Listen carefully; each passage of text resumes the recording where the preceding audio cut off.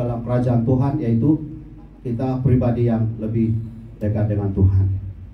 Nah, sebelum kita tengok satu video dulu, video pendek ilustrasi sebagai hari ini subtema kita yaitu penguasaan diri.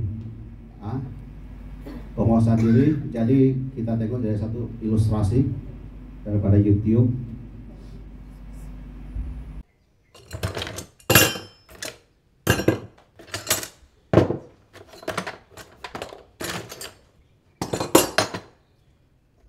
Ma, kamu taruh di mana obengku yang satu set itu?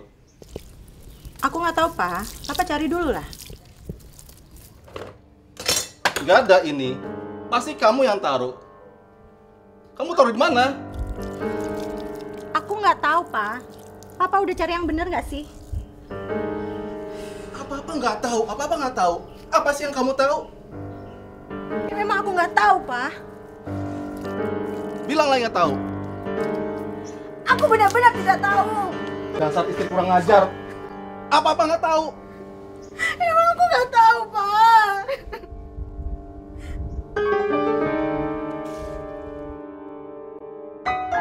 Ingin mengalami tahun multiplikasi dan promosi? Jangan mudah tersulut emosi karena akan mendatangkan pertengkaran.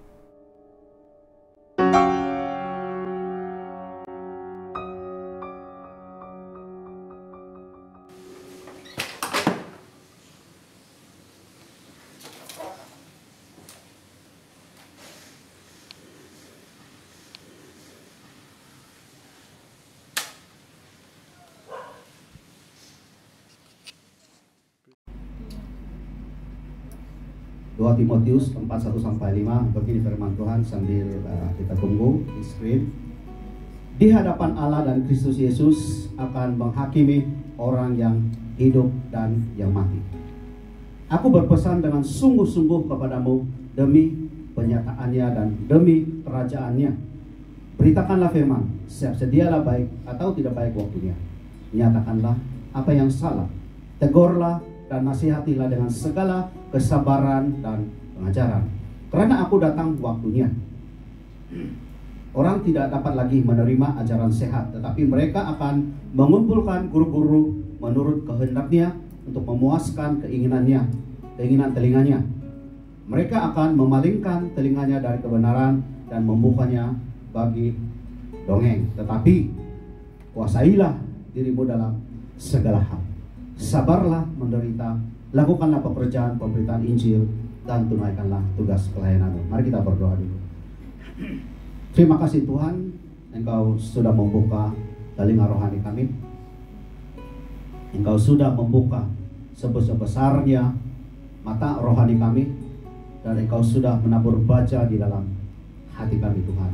Sehingga pada pagi ini kami dapat mendengar kebenaran firman-Mu, dapat melihat kebenaran firman-Mu Tuhan, dan setiap firman yang menembusi, menerobosi dalam hati kami akan menjadi satu pedoman bagi kami bertumbuh, berbuah, dan menghasilkan jiwa-jiwa di luar sana.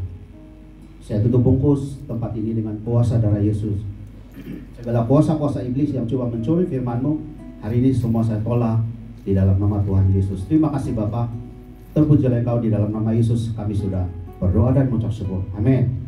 Nah, dikatakan di situ dalam ayat yang kelima, tetapi kuasailah dirimu dalam segala hal.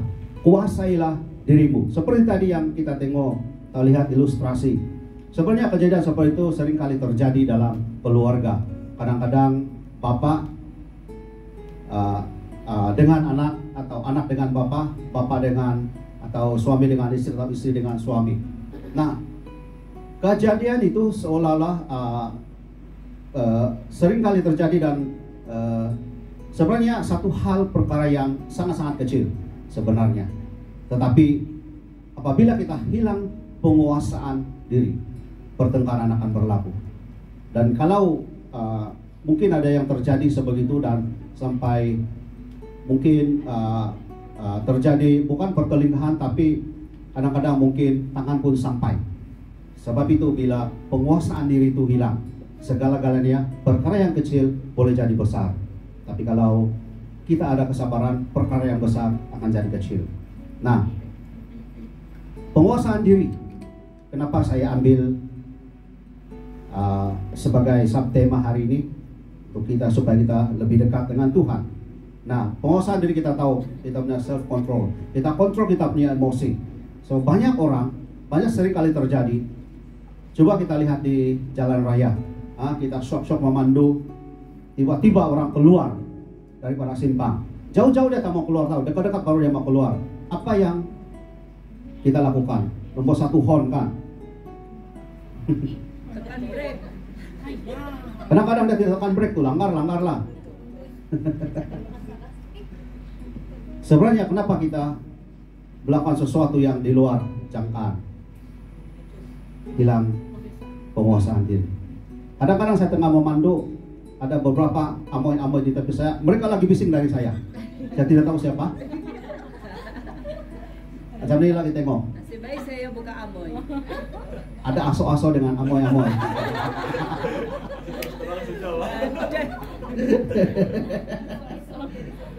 Kenapa terjadi begitu? Hilang penguasaan diri, betul? Kita yang sangat dekat dengan Tuhan, kadang-kadang waktu kita tengah menyembah Tuhan, ora bataka shikara, tiba-tiba keluar babi, betul? Tiba-tiba orang keluar simpang, itu yang keluar daripada mulut kita. Kalau mau makan babi, datang ke rumah saya. Nah, hari ini kita belajar daripada beberapa tokoh di dalam Alkitab yang mereka sebenarnya umat pilihan Tuhan. Mereka sangat dekat dengan Tuhan, sehingga nama mereka tercatat di dalam Alkitab. Mereka dipilih Tuhan, mereka umat yang dipanggil Tuhan, mereka ketua, mereka adalah kepala yang dipanggil Tuhan, mereka dipakai Tuhan dengan luar biasa. Tetapi saat mereka hilang penguasaan diri, segala-galanya hancur. Supaya kita boleh belajar hari ini, supaya apa yang di dalam Alkitab itu, kita bukan lihat secara negatif, tapi kita lihat pandang itu secara positif, supaya apa yang terjadi dalam Alkitab tidak terjadi kepada kita. Tidak sesuatu kejadian tidak pilih sama jemaat atau EJK atau penatua atau pastor, semua akan terkena. Dan beberapa contoh dalam Alkitab hari ini, mereka sangat-sangat dipakai Tuhan sebenarnya. Tapi saat mereka hilang penguasaan diri, mereka sudah jauh daripada Tuhan. Malah ada mereka yang mati, saya tidak tahu mereka sempat bertobat atau tidak. Dalam Alkitab, kita akan belajar sebentar nanti. Dan kenapa sesuatu hubungan itu, hubungan intim dengan Tuhan, kenapa sangat-sangat penting? Kalau kita semakin dekat dengan Tuhan, kalau kita semakin akrab dengan Tuhan, ada banyak hal sebenarnya yang boleh kita lakukan, mujizat-mujizat Tuhan. Saya bagi contoh sebelum kita ke poin yang seterusnya. Saya bagi salah satu contoh. Minggu Ahad lepas kami melayani keluarga Brother Awang, dan kita tahu kan Sis Mary tidak datang ke gereja beberapa minggu ini sebab dia sakit. So petang itu sebelum kami hantar cucu dan anak buah balik ke Tanjung Maling, UPSI sana, di universitas sana, dan kami di SMS, istri saya di SMS oleh Sis Mary, beritahu yang boleh doakan saya kalau tidak sempat ke rumah saya, dalam telepon pun oke. Saya beritahu istri saya, hari ini coba kita pergi, kita hantar mereka dan terus kita ke Salam. Nah, dalam perjalanan dari rumah kami ke UPSI dan UPSI ke Salam, saya hanya bertanya ke Tuhan, apa yang berlaku? Dan saya lebih kepada berbahasa roh. Dan sampai di Salam, sudah dekat dengan rumah mereka, baru Tuhan bagi jawaban. Dia bagi satu perkataan, kamu boleh tanya Brother Awang atau Sis Mary, saya tidak katakan di sini itu.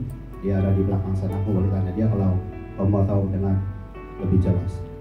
Satu perkataan. Dan saat kami mendoakan dia, Waktu kami memuji menyembah Tuhan dan berdoakan dia, perkataan itu yang saya beritahu dari. Dan itu yang membuat dia semakin hari semakin sehat sekarang. Kamu nampak post dari Facebook, sudah berapa hari dia sebenarnya tidak tidur. Dan dari sofa turun ke lantai waktu kami berdoa. Sangat susah untuk dia bergerak dari sofa ke lantai. Sangat-sangat tenat, dia punya kesakitan, sangat-sangat sakit. Kenapa kita perlu dekat dengan Tuhan?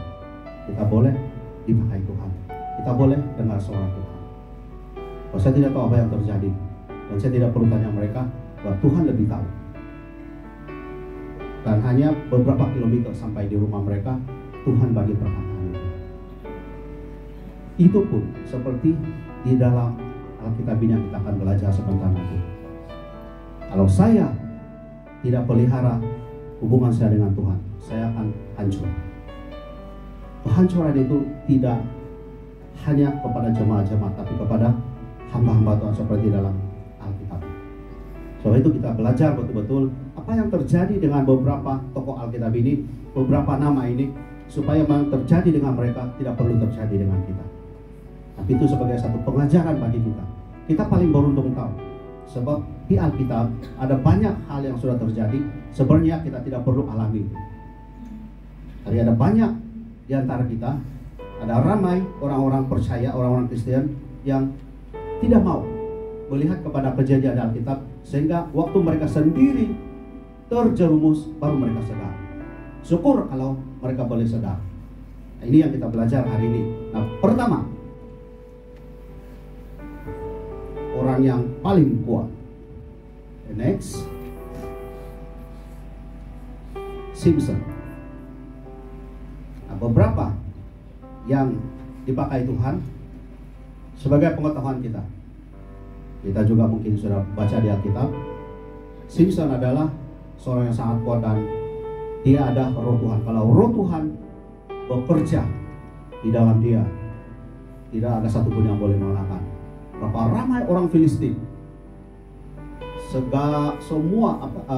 sampai pintu gerbang pun dia boleh saling begini. Saya tidak tahu bagaimana kekuatan dia, tapi dia sangat-sangat kuat. Dalam Hakim-Hakim 16, 15 sampai 17, kamu boleh baca di dalam daripada permulaan, kalau kurang pasal ambil sedikit saja. Ya, dalam ayat yang ke-15, Hakim-Hakim 16, 15 sampai 17, berkatalah perempuan itu kepadanya. Perempuan ini yang Simpson mula-mula dia melakukan sesuatu dengan satu perempuan kira sundal lah begitu, kalau kita mula daripada ayat yang pertama itu. Jadi sini satu lagi perempuan ini. Berkatalah perempuan itu kepadanya, bagaimana mungkin engkau berkata I love you, wah aku cinta padamu, padahal hatimu tidak tertuju kepada aku, kata perempuan itu. Rata-rata kita pernah dengarkan I love you kan. Jiro ada pernah aboy kan cakap I love you. Kena cari kawan sejati sudah itu. Berkatalah perempuan itu kepadanya, bagaimana mungkin engkau berkata aku cinta padamu. Maknanya dia mau sesuatu pembuktian, padahal hatimu tidak tertuju kepadaku. Sekarang telah 3 kali engkau mempermain-mainkan aku dan tidak mau menceritakan kepadaku karena apa kekuatanmu demikian besar. Dia 3 kali menipu perempuan itu, diikat dengan tali lah, inilah, itulah. Tapi setelah dia tidur dan dipanggil semua musuh-musuh Simpson, waktu dia bangun, dia tetap putuskan semua itu. Ya, dia tidak ada satupun yang boleh menghalang kekuatan dia. Nah, lalu setelah perempuan itu berhari-hari merengek-rengek, nah kita tahu kan merengek-rengek kepadanya dan terus mendesak-desak dia. Nah, ini yang terjadi. Ia tidak dapat menahan hati sehingga mau mati rasanya. Maka diceritakannya lah kepadanya segala isi hatinya kepadanya, kepada perempuan itu. Simpson ceritakan, kepalaku tidak pernah kena pisau cukur, sebab sejak dari kandungan ibuku, aku ini seorang nazir Allah atau janji kepada Tuhan, atau nazar, janji kepada Tuhan. Jika kepalaku dicukur, maka kekuatanku akan lenyap daripadaku dan aku menjadi lemah dan sama seperti orang-orang lain. Nah, kalau kita baca seterusnya, dia sampai mata dia buta, dia dikalahkan oleh musuh. Cuma last sebelum dia mati, dia bunuh begitu ramai dan dia mati. Itu dia punya kesudahan cerita. Nah, apa yang kita boleh belajar dari sini? Simpson yang ada roh Tuhan. Malah, walaupun kejadian pada pengakhirnya di dalam hal dosa perzinahan, tapi kenapa dia tetap ditulis dalam Alkitab? Ada satu hal yang kita boleh belajar dari sini. Berkatalah perempuan itu kepadanya, bagaimana mungkin engkau berkata aku cinta kepadamu? Dan karena tidak dapat menahan hati, ayat ke-17 diceritakannya kepadanya, buka cerita, beritahu sesuatu. Nah, apa yang kita boleh belajar? Seorang yang dipakai Tuhan, seorang yang sangat kuat, seorang yang roh Tuhan mengalahkan musuh-musuh mereka, yaitu Filistin. Tapi kenapa dia boleh kalah? Karena dia tidak menutup mulutnya dan berkata kepada perempuan itu, dia ceritakan semuanya. Kenapa kita boleh berdosa? Saya pesan, ini khusus pesanan anak-anak muda, ya. Nah, ada satu perempuan, ini benar-benar terjadi ya, ini bukan apa, satu perempuan.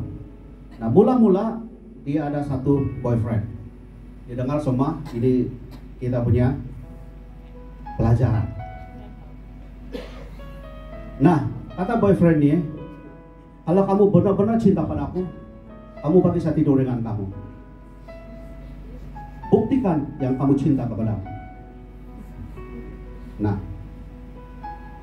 karena dia mau buktikan cinta kepada si lelaki ini, tidur dengan lelaki. Setelah itu apa terjadi? Dengar baik-baik, supaya kita tidak tersalah jalan. Setelah lelaki itu tidur dengan dia, lelaki itu bagi tahu apa tahu? Saya tidak mau kau lagi. Terlalu mudah kamu serahkan diri kamu. Kegagalan pertama, pelajaran pertama, dia membuka cerita kepada perempuan itu. Perempuan ini membuka semua apa yang tidak boleh dibuka kepada lelaki. Setelah begitu, saya tidak mau kau lagi sebab kamu mudah betul kamu serahkan diri kamu. Satu lagi lelaki, boyfriend lagi, dia bagi tahu lagi. Ini lelaki berdua. Kalau kau benar-benar cinta padaku, saya mau tidur dengan kamu. Ini benar terjadi. Saya dan istri kenal orang ini. Kalau kamu benar-benar cinta padaku, tidur dengan saya. Buktikan. Ya, buktikan kali kedua. Apa terjadi lagi? Lelaki ini bagi tahu, kamu tidak darah lagi. Saya tidak mau kamu. Karena Simpson membuka mulutnya, segala kekuatannya hilang, lenyap. Dia jatuh, dia mati. Karena perempuan ini mau buktikan, seperti mana Simpson, seperti dikatakan di situ, aku cinta padamu, hatimu tidak setuju padaku. Mana mungkin engkau berkata I love you? Mana mungkin kalau kamu tidak berikan, itu tandanya kamu tidak cinta pada kata lelaki. Dan ini yang terjadi. Dua lelaki yang berlainan. Pelajaran. Kita belajar dari para Simpson. Jangan kita suka-suka buka mulut atau kekudusan kita. Cucu kepada Lesta yang ikut kita hari ini, Angelin, tidak punya kawan rapat sekarang. Dia 2 kali teraniaya sampai kami minta dia buat laporan polis. 2 boyfriend dia Dua-dua pun mau dia serahkan diri. Terus dia putus. Kali kedua, wah, sampai ambil dia punya gambar semua, buat satu account di Facebook, fake account, dan bagi tahu saya Angelin begini, saya rindu, saya mau seks segala macam. Saya kami minta dia buat laporan polis. Dia ada satu paci juga polis, satu suami kepada anti dia juga polis. Buat laporan polis semua, dan siapa lelaki itu minta ampun lah, minta maaf, tolong jangan sebut nama saya. Nah, bolehkah kita menjadi seperti dia? Menjaga kekudusan sampai dia teraniaya, tidak mengapa. Dan sekarang dia semakin dipakai Tuhan. Dia tidak suka-suka buka. Dia putus dua orang. Satu orang Sabah, satu orang Sarawak. Satu orang itu ketua pemuda-pemudi lagi itu lelaki. Ketua muda-mudi di gereja. Boleh berlaku kalau kita tidak belajar kepada Simpson. Kita belajar kepada Simpson supaya tidak berlaku kepada Anda semua dan kepada anak-anak kami yang sudah berkeluarga. Biar kita yang dekat dengan Tuhan hari ini, kita terus jaga hubungan kita dengan Tuhan, supaya kita boleh dengar suara Tuhan, supaya kita lebih dekat dengan Tuhan, supaya semua rencana Tuhan yang ada di dalam hidup kita akan terjadi. Biar kita jaga, kita lebih dekat dengan Tuhan. Saya lihat Angelin lebih dekat, semakin hari semakin dekat dengan Tuhan. Dan banyak hal-hal yang saya tidak alami, ya, kami suami tidak alami, ya, dia boleh alami dengan Tuhan. Sebab dia semakin hari semakin dekat dengan Tuhan. Walaupun dia dianiaya begitu sampai buat laporan polis, dipakai nama dia macam-macam lah. Kami sangat-sangat terkejut dan terpaksa buat laporan polis. Nah, Simpson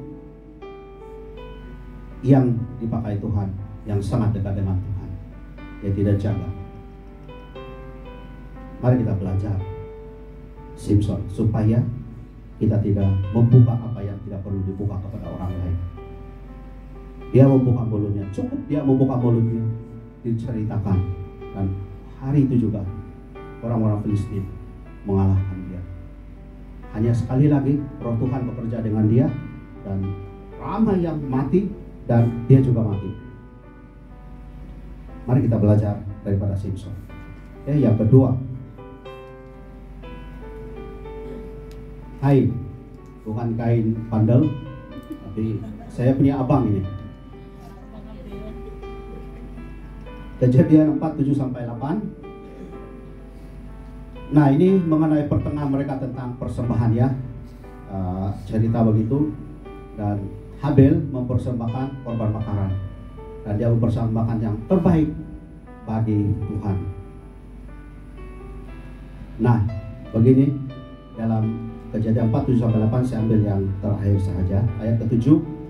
Ini kata Tuhan, Tuhan sendiri berbicara kepada dia. Apakah kamu tidak akan berseri jika engkau berbuat baik? Tetapi jika engkau tidak berbuat baik, dosa, lihat itu, dosa sudah mengintip di depan pintu. Dia sangat menggoda engkau, tetapi engkau harus berpuasa, penguasaan diri juga. Atasnya, kata Kain kepada Habil, adiknya, marilah kita pergi ke padang. Ketika mereka ada di padang, tiba-tiba Kain memukul Habel, adiknya itu, lalu membunuh dia. Nah, apa yang kita boleh belajar daripada di sini? Ini juga salah satu, ada dua hal di sini kenapa terjadi. Yang pertama, dia dengki dengan adik dia.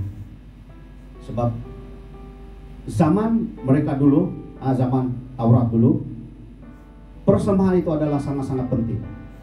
Kalau kita persembahkan korban bakaran atau lembu yang bercacat, contohnya kaki cacat, itu kata Tuhan.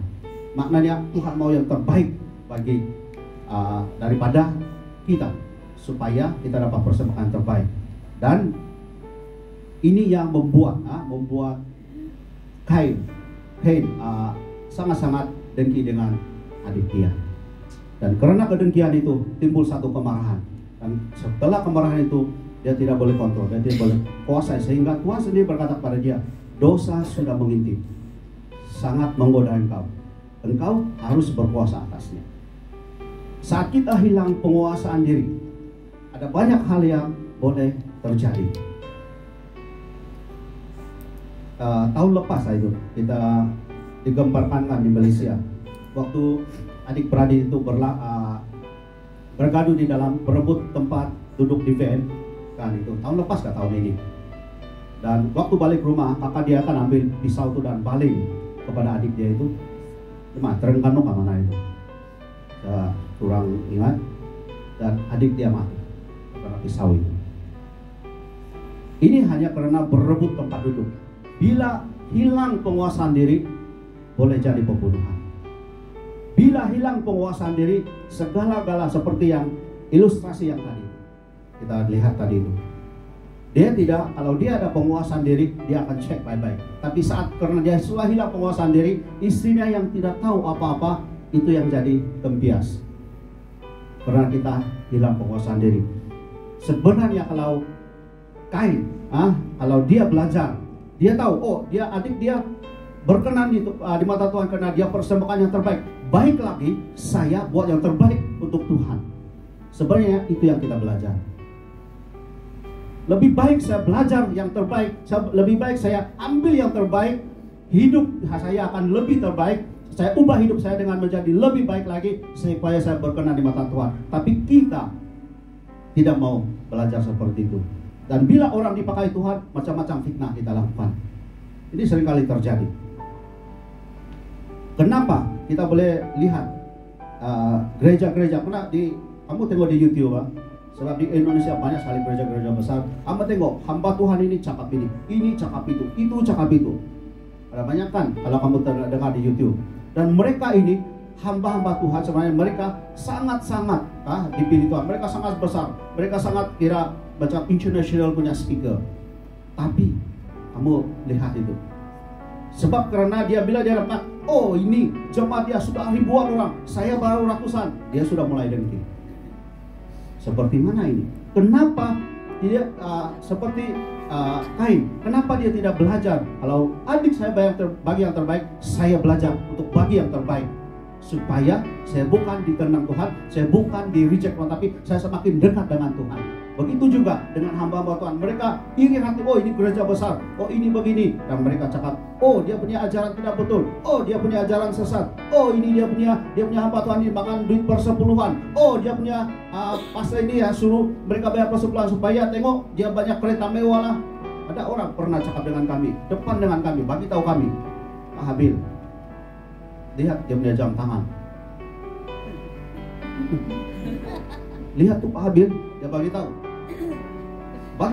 kan, dia bagi tahu saya, bukan cerita orang nih, dia bagi tahu saya secara pribadi. Tanya istri saya, Habil, tengok jam tangannya mahal sekali ya.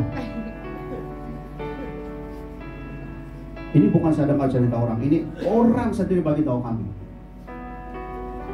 Tetapi kalau kita bersyukur kepada Tuhan, kalau kita belajar daripada Kain, kalau kita nampak, oh hamba Tuhan ini, mereka yang pelayan-pelayan semua, mereka hanya allowance, tidak ada gaji, baik kita bagi mereka sumbangan kasih. Itu akan jadi lebih berkat kepada mereka.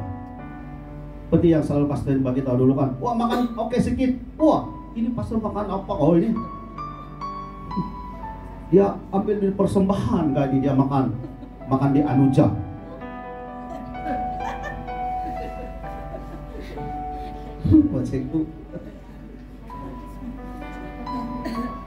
Tiba-tiba kita pakai kereta. Oi, Pastor Tim punya kereta ini. Jom kita jangan makan di sini. Dia takut belanja Pastor Tim. Ada yang pernah begitu? Biar dia adalah.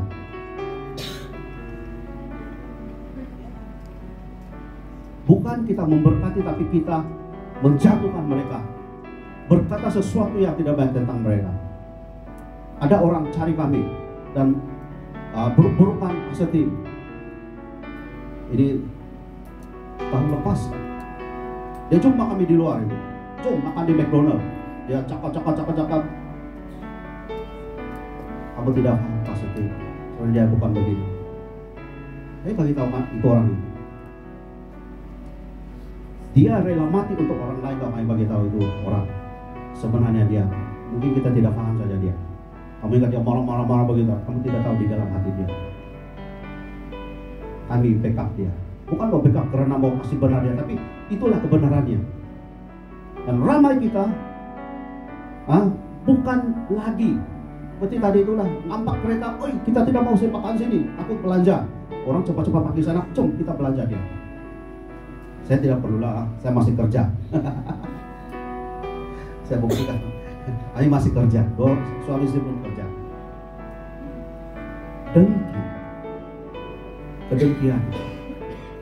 Dia bukan mau ubah dia punya persembahan kepada Tuhan, tetapi dia lebih baik dia bunuh dia punya adik.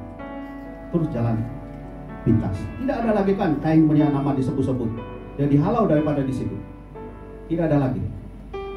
Simpson tidak ada lagi. Tidak ada lagi nama disebut-sebut. Itu kita belajar. Saat ini kita dekat dengan Tuhan. Mereka adalah orang-orang yang sebenarnya di hadapan Tuhan. Mereka orang-orang pertama dunia selepas Adam dan Hawa. Tapi kenapa mereka boleh di-reject Tuhan? Karena ini kedengkian.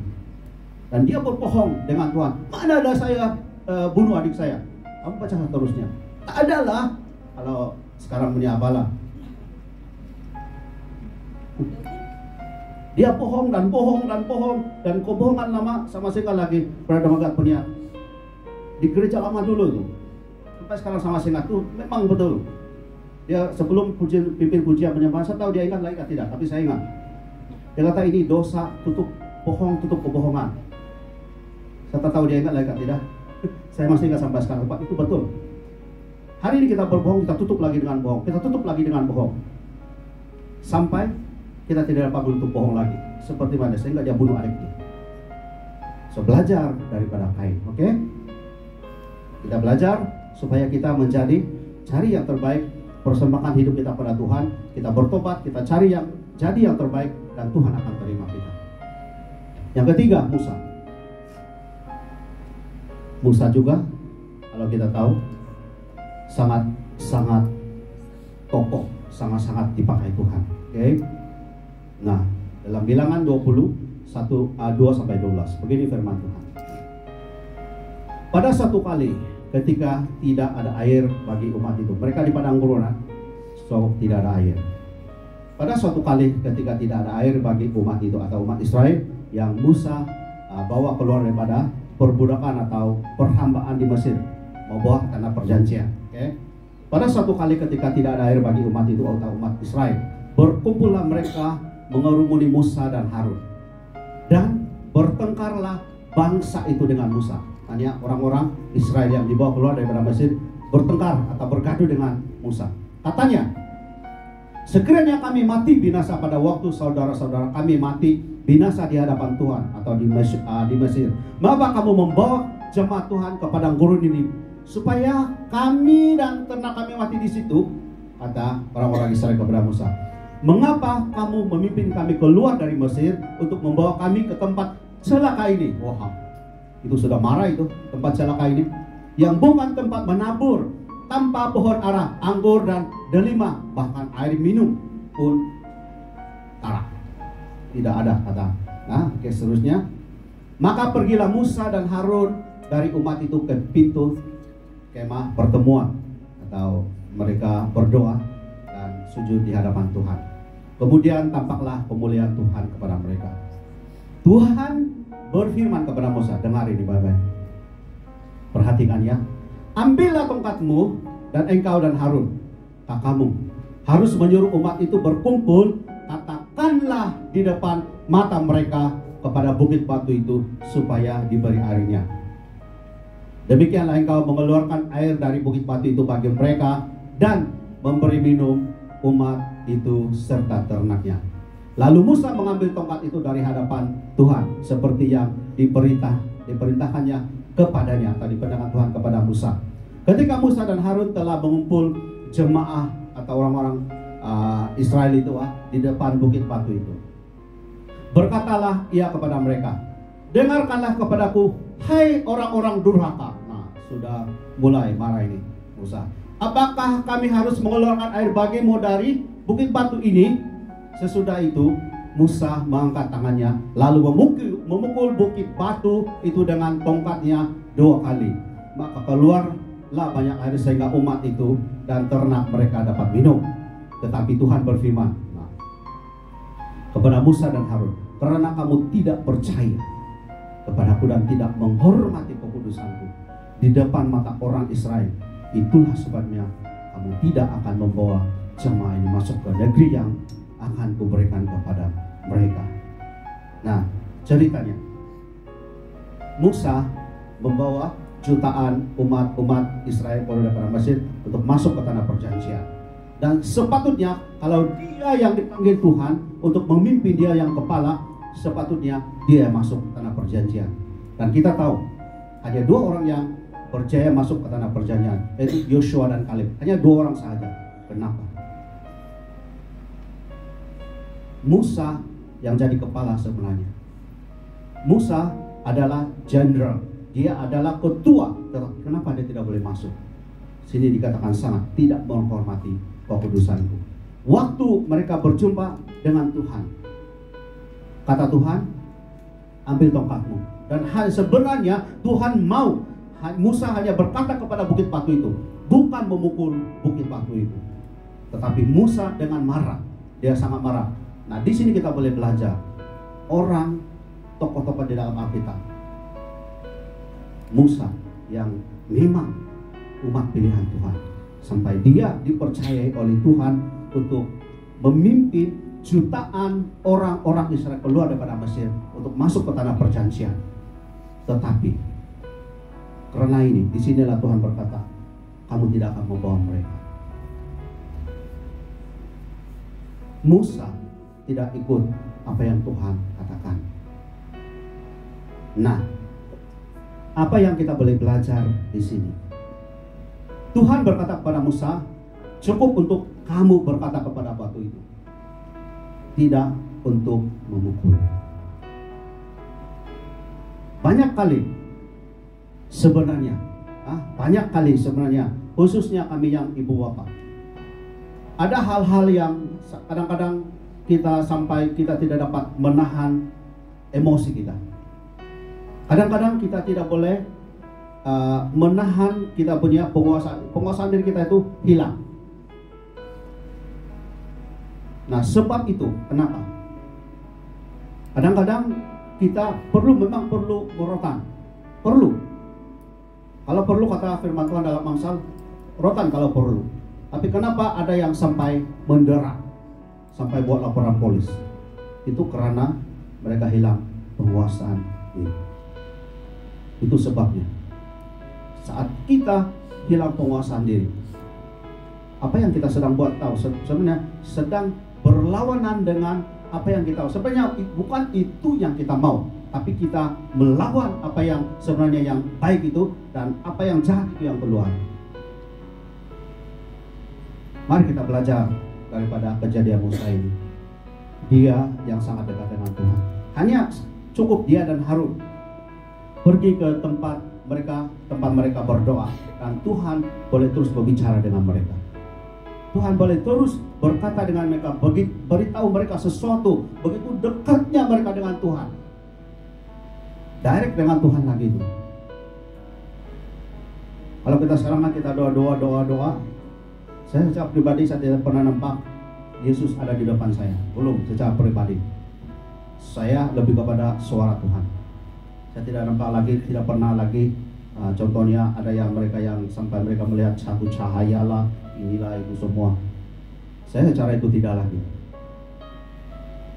Mereka atau Musa berkali-kali, karena dia kedekatannya dengan Tuhan, berkali-kali dia mendengar suara Tuhan. Berkali-kali sehingga Tuhan menampakkan dirinya di semak dan seperti api. Tuhan boleh menampakkan, Tuhan boleh berbicara kepada secara terus, begitu dekatnya. Tapi saat dia tidak dengar firman Tuhan, saat dia tidak ikut apa kata Tuhan, sana yang terjadi. Karena kamu tidak percaya kepadaku dan tidak menghormati kekudusanku. kata Tuhan kepada Musa dan Harun. Sebabnya, itulah sebabnya kamu tidak akan membawa jemaah ini atau orang-orang Israel ini masuk ke tanah perjanjian. Yang malangnya bukan hanya mereka tidak dapat membawa, mereka sendiri pun tidak boleh atau tidak dapat masuk tanah perjanjian. Sedangkan itu yang dijanjikan Tuhan kepada Musa dan jutaan umat Israel. Jemaah-jemaah di atau umat Israel, dari awal lagi mereka sudah bertengkar. Kenapa kamu bawa ke tempat yang celaka ini?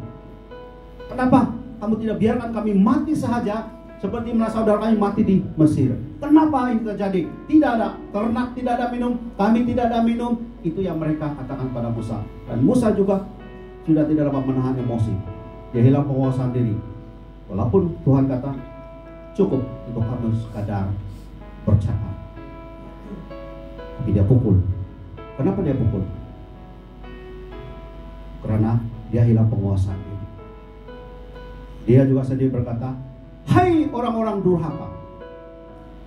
Dia sudah mula naik angin, kita kata. Dan sampai dia memukul bukit batu itu.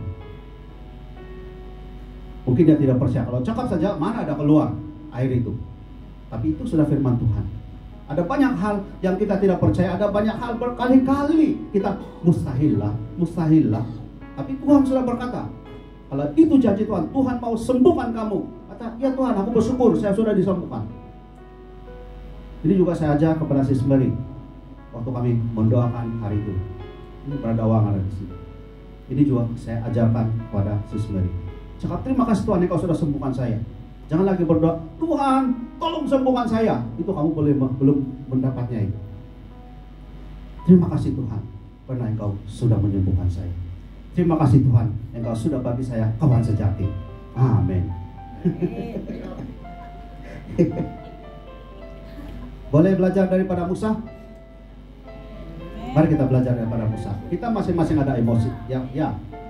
Kalau tidak ada emosi, kucing pun ada emosi, tahu? Betul. Kita main-main, kami itu tahu. Kucing pun ada emosi. Coba kamu lihat tuh, dia kaca-kaca itu ketam kan. Sekali ketam gigit dia punya ekor, melompat dia. Dia ingat ketam itu tidak ada emosi. Ketam pun ada emosi. Tapi kita harus berkuasa atasnya. Tidak ada semua binatang. Saya belum pernah nampak lagi yang tidak ada emosi lah, termasuk binatang-binatang. Tapi kita harus berkuasa atasnya. Amin. Keempat, Daud. Nah, Daud juga, sebelum kita baca firman, Daud juga kita tahu malah sampai jadi raja. Dia juga dipakai Tuhan waktu mengembala, kalau segala apa singa, segala apa binatang yang menyerang dia punya ternak, tidak ada yang Daud tidak pernah takut sama itu. Dia boleh kalahkan. Itu firman Tuhan. Dan dia seorang yang memang dipakai Tuhan, sehingga Tuhan angkat dia menjadi raja. Nah, mari kita baca firman dia. 2 Samuel 11, 2-5. Sekali peristiwa pada waktu petang, ketika Daud bangun dari tempat pembaringannya, lalu berjalan-jalan di atas soto istana. Tampak kepadanya dari atas soto itu seorang perempuan sedang mandi. Perempuan itu sangat elok rupanya, maknanya cantik lah ya. Ini Batseba ini ya, ingat, ini perempuan. Lalu Daud menyuruh orang bertanya tentang perempuan itu dari orang perempuan itu, dan orang berkata, itu adalah Batseba binti Eliam, istri Uria orang Het itu. Sesudah itu Daud menyuruh orang mengambil dia, perempuan itu datang kepadanya, lalu tidur dengan dia. Perempuan itu baru selesai membersihkan diri dari kenajisannya, kemudian pulanglah perempuan itu ke rumahnya. Lalu mengandunglah perempuan itu dan disuruhnya orang memberitahukan kepada Daud, demikian, aku mengandung, kata Batseba. Apa yang Daud buat itu kalau kita baca lagi? Dia sampai waktu berperang, dia sampai menyuruh ini Uria supaya dia boleh mati untuk waktu berperang dia orang yang paling di hadapan supaya dia boleh mati. Dia sehingga sanggup berbuat begitu supaya Batseba terus dipilih dia. Dan kita tahu kan anak itu, walaupun Daud sampai berpuasa berhari-hari ya, pun mati anak itu mati juga hasil kandungan itu. Nah, apa yang kita boleh belajar dari sini? Di situ dikatakan Daud pada petang itu, Daud dari tempat pembaringannya lalu berjalan-jalan di suatu istana, tampak kepadanya dari atas. Maknanya dia melihat satu perempuan yang sedang mandi. Ini berbicara kepada penglihatan. Bagaimana Hawa boleh mengambil buah larangan daripada mata dia juga. Buah itu enak kelihatannya kata firman Tuhan. Walaupun pada di awal-awal pun Tuhan sudah melarang berjaga-jaga dengan mata, berjaga-jaga dengan penglihatan kita, berjaga-jaga. Di situ juga Hawa terjatuh melalui penglihatan. Begitu juga Daud tidak belajar daripada Hawa. Sebab itu hari ini mari kita belajar. Orang yang dipakai Tuhan yang sangat dekat dengan Tuhan sampai Tuhan angkat menjadi raja, itu memang orang yang dekat dengan Tuhan. Tuhan mengangkat Daud sebagai raja, tapi kenapa dia boleh jatuh? Dia tidak menjaga mata dia, dia tidak menjaga penglihatan dia, sehingga dia walaupun seorang raja, dia sanggup mengambil perempuan istri orang. Mari kita belajar supaya kita melihat atau menjaga penglihatan kita ini secara bukan hanya secara jasmani tapi secara rohani. Banyak hal yang Tuhan kata jangan, jangan, jangan, jangan. Saya pernah lihat satu video lah, lucu lah, pendek lah. Aku pun mungkin pernah lihat ini. Contoh ada satu dinding dan dibuat lubang yang sangat kecil dan dilarang untuk lihat lubang itu, tahu? Berapa banyak orang yang saya katakan boleh katakan mungkin bodoh. Dia lihat dan orang kasih kena dia punya mata, tahu? Sudah dikatakan kan jangan lihat, orang mau juga.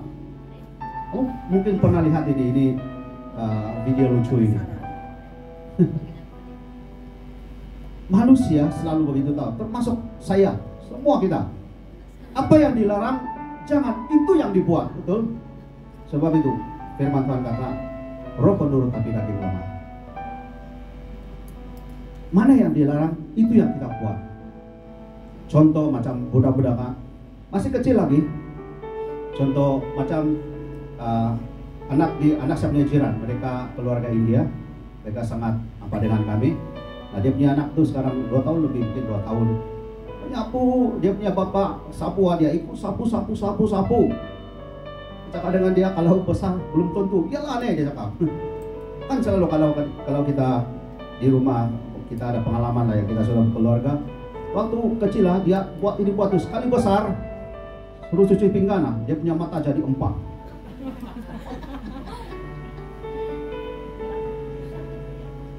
Jangankan otomatis, kalau kena suruh terus jadi 4 dia punya mata. Begini tak boleh. Kalau kena suruh cuci piring, betul?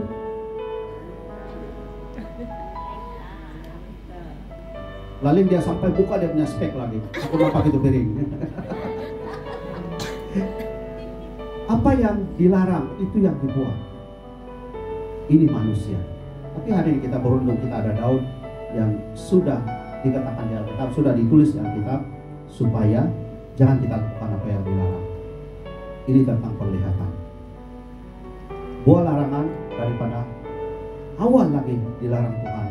Bila Hawa kenapa enak kelihatan kata firman Tuhan, walaupun sudah dilarang, dia tetap makan.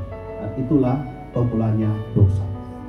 Membawa mereka dihalau daripada hadirat Tuhan, dihalau daripada lingkungan Tuhan, sehingga mereka tidak boleh masuk lagi ke tempat itu karena ada penjaga malaikat yang pedang berapi itu.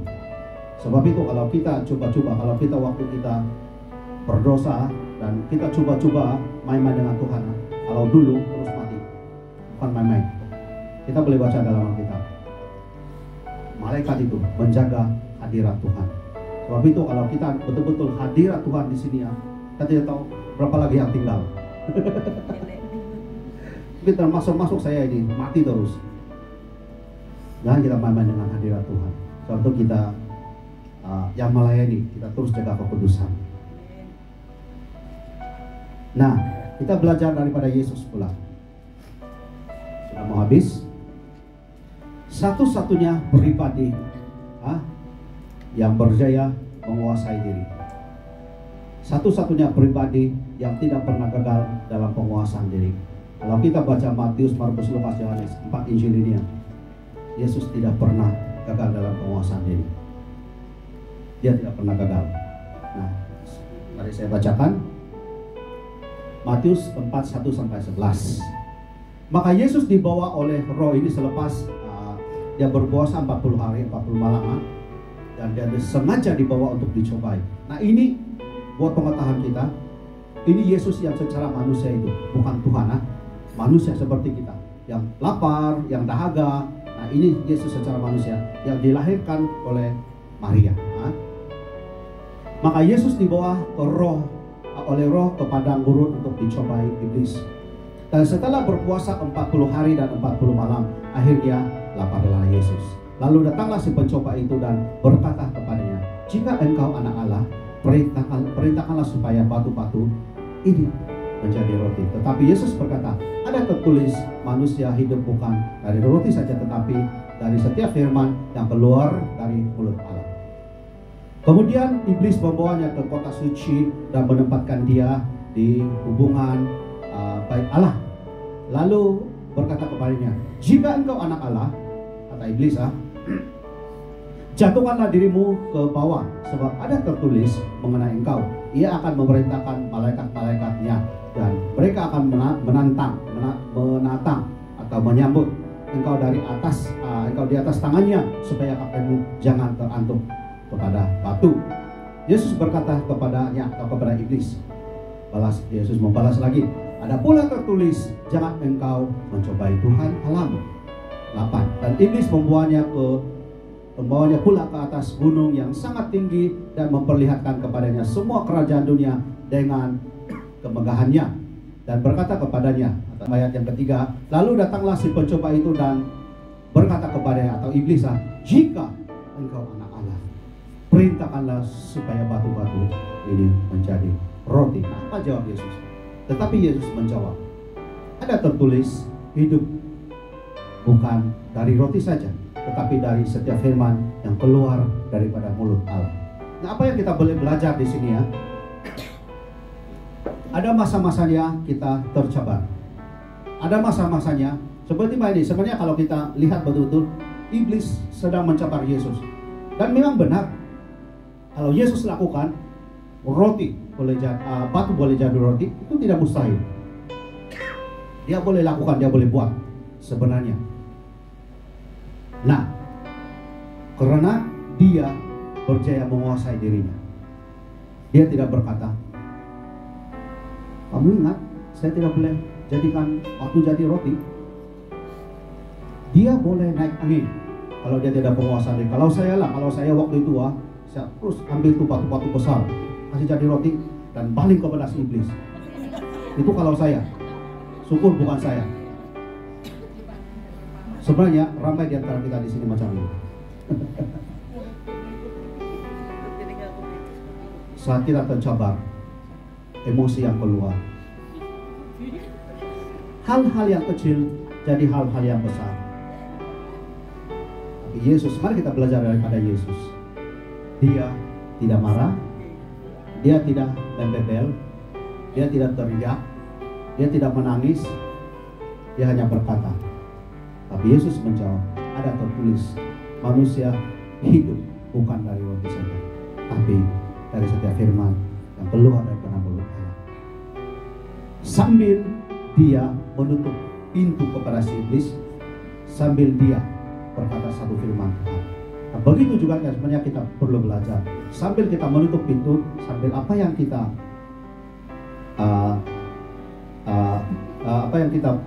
katakan kepada orang itu, kita hanya ambil firman. Biar orang itu diberkati. Kalau kita sudah ambil firman dan orang itu tidak mau, itu dia dengan iblis sudah ya. Mari kita belajar daripada Yesus. Dia tetap dapat menguasai, walaupun dia boleh buat itu. Dan sebenarnya tidak dikatakan juga kalau dia buat itu batu jadi roti, dia berdosa, tidak juga.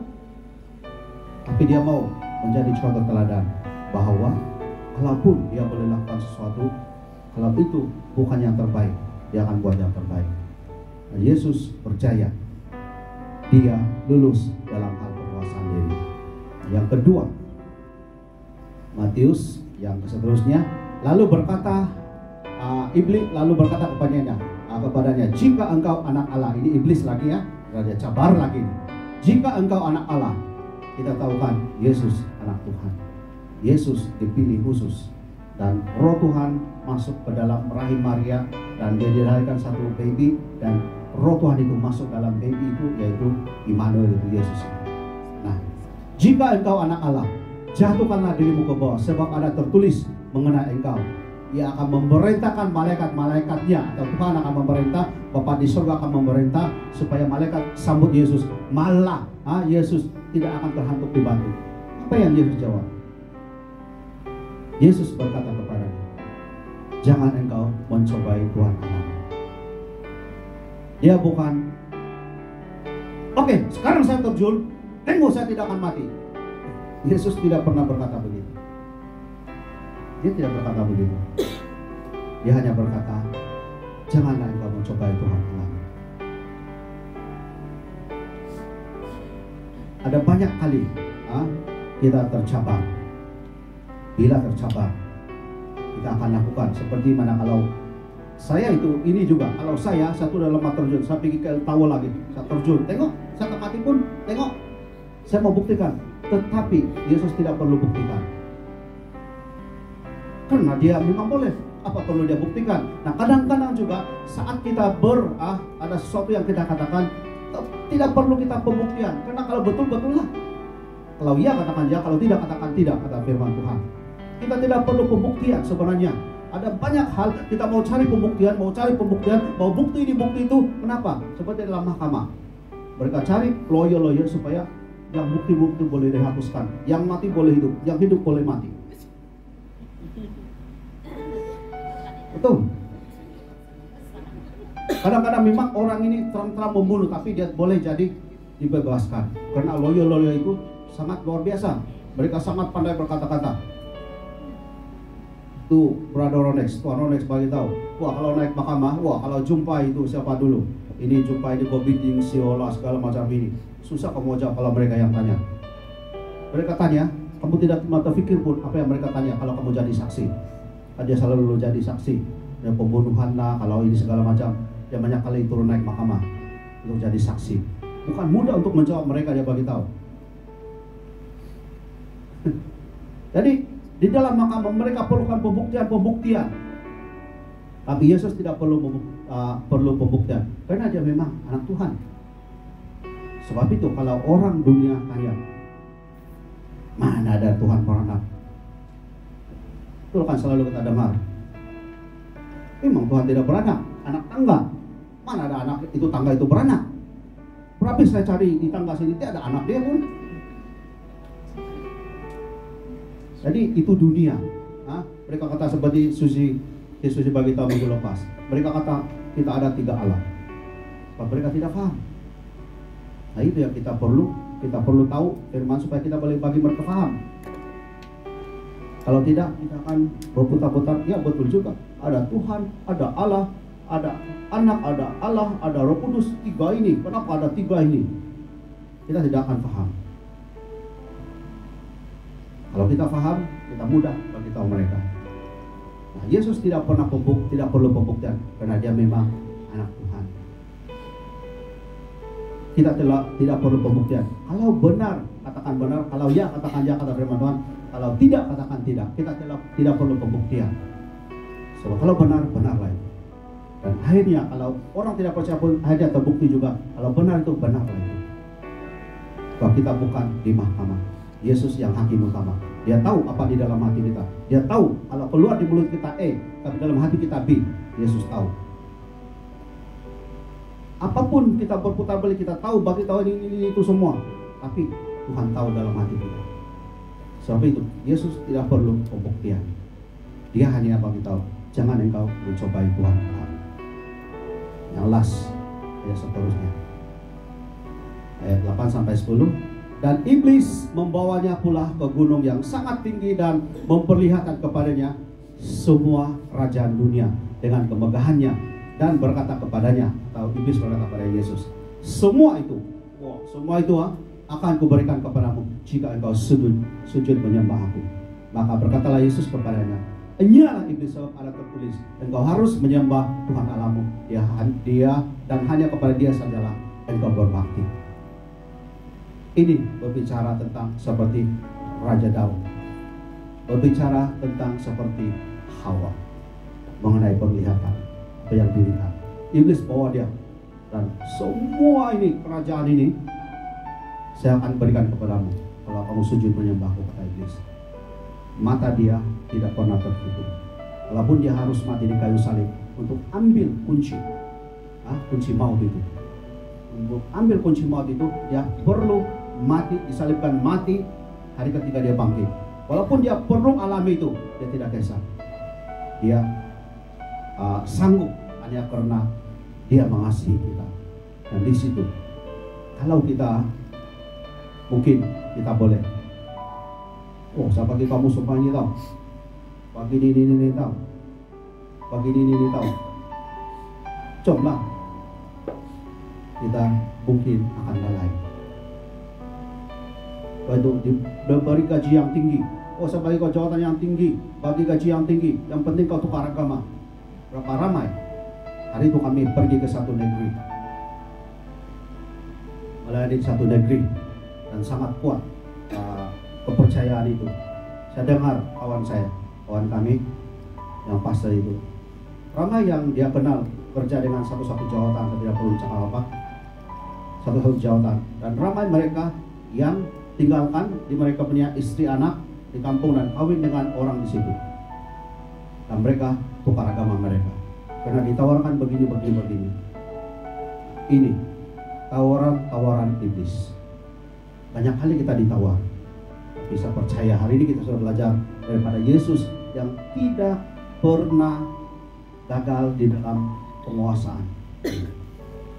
Sebab itu kenapa dia hari ketiga dia bangkit, hari ke-40 Pentakosta dia naik ke surga. Tidak seperti yang berakhir dengan Simpson mati. Tidak seperti yang berakhir dengan Musa tidak dapat masuk pada perjanjian. Pada Yesus, dia tidak perlu buktikan semua itu. Dia anak Tuhan.